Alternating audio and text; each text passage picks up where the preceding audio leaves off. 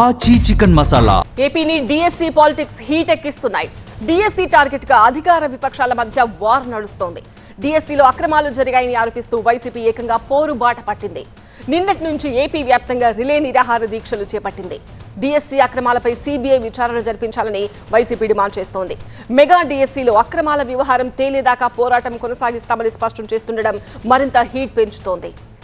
ఇదిలా ఉంటే డిఎస్సిలో అక్రమాలు జరిగాయనే వైసీపీ ఆరోపణలపై కూటమి ప్రభుత్వం భగ్గుమంటోంది. వైసీపీ నేతల కామెంట్స్ పై కౌంటర్ అటాక్ దిగింది.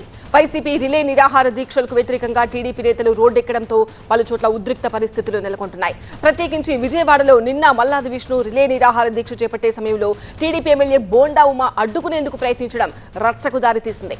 ఇవాళ రెండో రోజు కూడా విజయవాడలో సేమ్ సీన్ రిపీట్ అయింది. అయితే మల్లాది విష్ణు బోండా ఉమా మధ్య వార్ జరిగితే నేడు వెల్లంపల్లి రిలే నిరాహార దీక్షను టీడీపీ నేత బుద్ధ వెంకన్న అడ్డుకునేందుకు ప్రయత్నించడం కాకరేపింది. మా ప్రతినిధి వసంత్ తో మాట్లాడదాం. వసంత్, ఏపీని డిఎస్సి పాలిటిక్స్ రోజు రోజుకు హీట్ ఎక్కిస్తున్నట్టుగా తెలుస్తోంది. వైసీపీ ఆందోళనలు కూడా తీవ్రతరం చేస్తోంది. మరి పారదర్శకంగా ఉన్నామని ఇటు కూటమి ప్రభుత్వం చెప్తోంది. బట్ మరి ఈ విమర్శలకు ఆందోళనలకు చెక్ పెట్టేందుకు ఎలాంటి వ్యూహంతో వెళ్తున్నారు?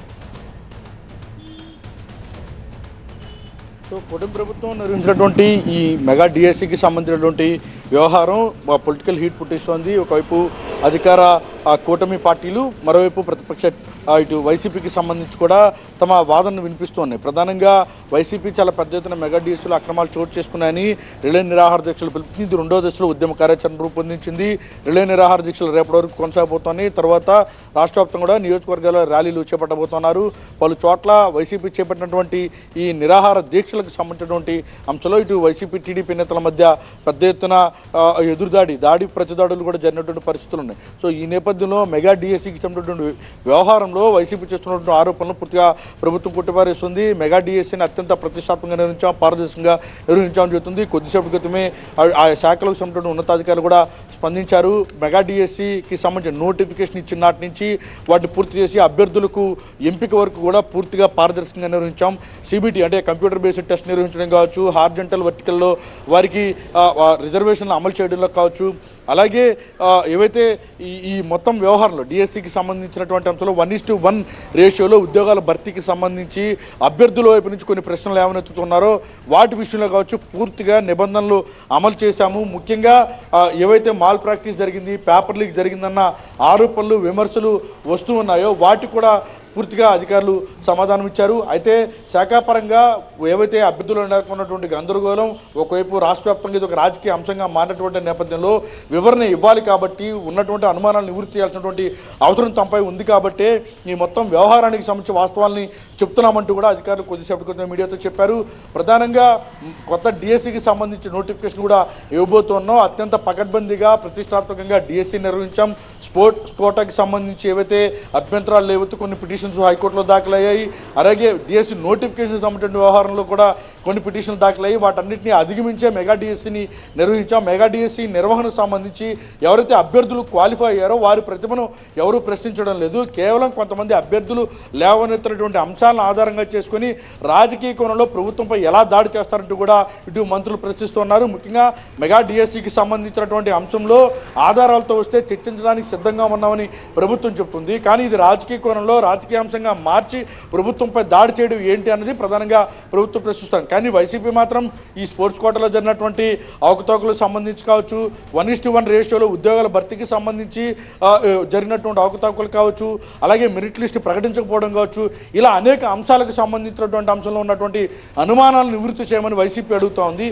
చర్చకు రావాలని అడుగుతోంది. కానీ వీటిపైన చర్చకు రాకుండా, సమాధానం చెప్పకుండా ఎదురుదాడి చేయడం, ప్రశ్నించేటువంటి వ్యక్తులపైన దాడులు చేయడం ఏంటంటూ కూడా వైసీపీ ప్రశ్నిస్తోంది. సో మొత్తంగా చూస్తే ఈ మెగా డిఎస్సికి సంబంధించినటువంటి అంశారం ఆంధ్రప్రదేశ్ పాలిటిక్స్లో పొలిటికల్ హీట్ పుట్టిస్తోంది. ఈ వ్యవహారంలో ఎట్టి పరిస్థితుల్లోనూ వెనక్కి తగ్గమని వైసీపీ తెలిసి చెప్తుంటే పారదర్శకంగా నిర్వహించాం, త్వరలో మరో మెగా డిఎస్సిని నిర్వహించడానికి సిద్ధమవుతున్నట్టు కూడా ప్రభుత్వం అయితే తేల్చి చెప్తోంది. రైట్ వసంత్, అది డిఎస్సి పై తప్పుడు ప్రచారం తగ్గదు అని మరోవైపు స్కూల్ ఎడ్యుకేషన్ కమిషనర్ తమీం అన్సారియా కూడా అంటున్నారు. డిఎస్సిని అత్యంత పారదర్శకంగా నిర్వహించామని చెప్తున్నారు. నిబంధనల ప్రకారమే పోస్టుల కేటాయింపు జరిగిందన్నారు. ఎంపిక కాని అభ్యర్థుల పేరిట ఫేక్ క్యాంపెయిన్ జరుగుతోందన్నారు. ప్రతి ఫిర్యాదును డేటా ఆధారంగా పరిశీలిస్తున్నామన్నారు. ప్రతి అభ్యర్థి కేసును పూర్తి స్థాయిలో విశ్లేషించిన తర్వాతే నిర్ణయం తీసుకుంటున్నామన్నారు.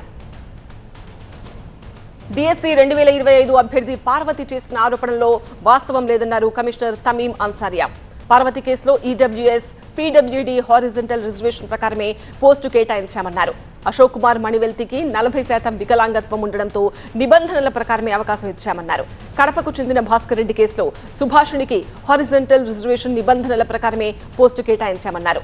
జీవో నెంబర్ 37 ప్రకారం చివరి ఈడబ్ల్యూఎస్ మెరిట్ అభ్యర్థిని రీప్లేస్ చేసి సుభాషిణికి అవకాశం ఇచ్చామన్నారు కమిషనర్.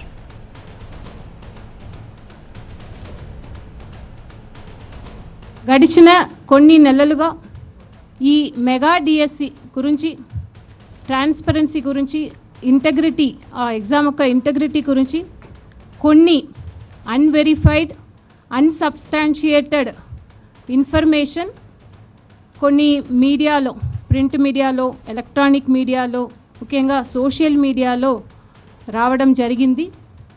దానికి డిపార్ట్మెంట్ తరపున వెరిఫైడ్ ఇన్ఫర్మేషన్ని సిస్టమేటిక్గా అప్పటికప్పుడు రిజైండర్ ద్వారా ఇవ్వడం జరిగింది. అదేవిధంగా 3 సారి secretary school education, secretary sports, secretary GAD వారు కూడా ప్రెస్ కాన్ఫరెన్స్ జరిపించి, సో దాంట్లో కూడా ఈ ఎగ్జామినేషన్స్ గురించి, ఎంటైర్ రిక్రూట్మెంట్ ప్రాసెస్ గురించి, ముఖ్యంగా హారిజాంటల్ రిజర్వేషన్ గురించి క్లియర్ కట్గా ప్రతి ఒక్క అలిగేషన్స్ సంబంధించి క్లారిఫికేషన్ కూడా ఇవ్వడం జరిగింది.